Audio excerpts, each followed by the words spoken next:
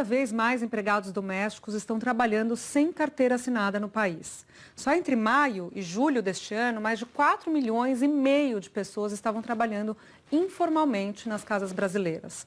Os dados são da PNAD contínua, que é a pesquisa divulgada pelo IBGE. E sobre esse assunto a gente conversa com a Bárbara Carvalho. Bárbara, bom dia.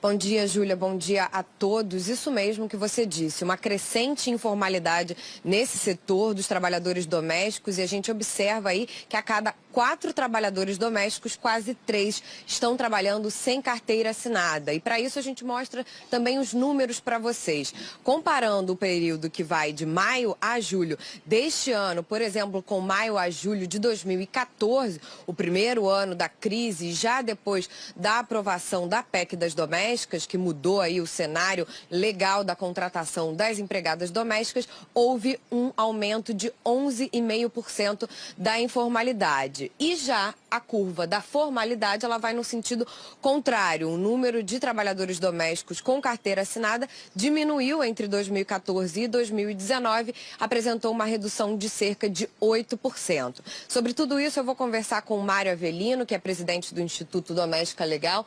Muito obrigada pela sua participação, Mário. A gente estava comentando, né? Houve um primeiro momento que foi um susto dos empregadores, acreditando que haveria um acréscimo muito grande na quantidade de dinheiro que se pagaria para ter uma empregada doméstica formal, mas também houve a crise, né? Explica um pouquinho para a gente. Bem, quando a PEC foi promulgada em 2013, houve um movimento, sim, de empregadores demitindo, com receio do aumento de custo. A lei complementar foi em 2015, e há um dado importante. Ali o INSS do patrão doméstico diminuiu de 12 para 8, mas veio a obrigatoriedade do Fundo de Garantia. Então, durante o ano, ele recolhe todo mês 20% INSS, Fundo de Garantia, só que ele pode restituir o INSS na declaração do imposto de renda. Então, existe uma falsa cultura que é muito caro a legalidade. Ao contrário, o empregador formal ele paga menos no mês a mês do que um informal. A gente estava fazendo, inclusive, contas rápidas aqui, e acima de 2 dias, que é de fato também o limite legal, já vale a pena, na grandíssima maioria dos casos, contratar um trabalhador com carteira assinada se ele vai trabalhar 3 ou mais dias, né? Sem dúvida, porque a lei é muito clara. A partir de 3 dias na semana tem que assinar carteira. E não é só questão financeira, é a questão do respeito àquela trabalhadora, a segurança previdenciária. E por incrível que pareça, o cara que mais ganha novamente é o empregador.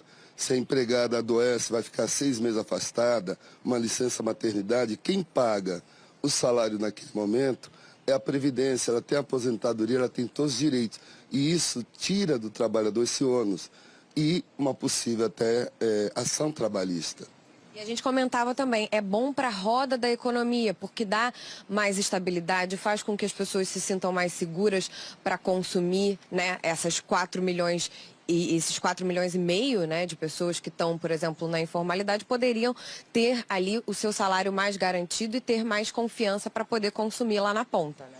Sem dúvida. Para tirar uma ideia, só na questão do INSS, que vai ter a reforma agora, que tem essa crise de arrecadação, quanto mais informalidade é pior. É menos arrecadação do governo e ele vai ter que cumprir as obrigações. Então, isso prejudica todo mundo, o trabalhador, a economia, o país. E é importante destacar que hoje o principal motivo de tanta informalidade desse crescimento chama-se crise econômica. A lei é boa, a lei foi criada com equilíbrio para patrões e empregados. Muito obrigada novamente pela participação, né? A gente lembra que oficialmente a crise econômica acabou, mas a gente sabe que as consequências, né, Júlia, vêm se arrastando aí por muito tempo. Retomada muito lenta, né, Bárbara? 1,1%, 17, 18 e esse ano previsão de menos de 1%. Voltamos a nos falar. Muito obrigada.